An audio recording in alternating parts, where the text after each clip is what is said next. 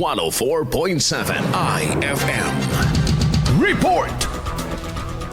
Sa kabila ng panawagan ng mga otoridad na gumamit ng alternatibong pampaingay sa pagsalubong ng bagong taon, tila motor ang naging paboritong instrumento ng ilan bilang pampaingay. Nagmistol ang motor show ang ilang kalsada habang sagad-sagarang pagrevolusyon ng makina ang naging paingay ng maraming motorista. Ngunit kasabay nito ang mga insidenteng nauuwi sa pagkasira ng makina o pagkakaroon ng problema sa tambucho. Ayon sa ilang mekaniko sa bayan ng Calasiao, taon-taon ay may mga motoristang nagpupunta sa kanilang mga shop sa unang araw ng taon para magpa-overhaul o magpagawa ng mga nasirang bahagi ng kanilang motor dahil sa labis na paggamit nito sa selebrasyon. Matatanda ang mahigpit ang panawagan ng ilang otoridad sa publiko na pinagbabawal ang paggamit ng maingay na muffler o tambucho sa ilang bayan sa lalawigan. Ilang motorista na ang nahuli at nasampulan dahil sa paglabag sa ordinansang ito. Mas pinapayo ng mga otoridad ang paggamit ng alternatibong pampaingay tulad na lamang ng kaldero, tambol, turotot o malalakas na speaker upang maiwasan ang perwisyo at posibleng aksidente. Habang tuloy ang selebrasyon, patuloy ang paalala ng mga mekaniko at otoridad na mag-ingat at sumunod sa batas para sa mas ligtas na pagsalubong sa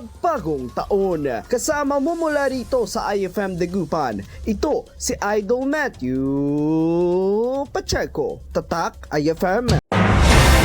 IFM News. IFM News. IFM News.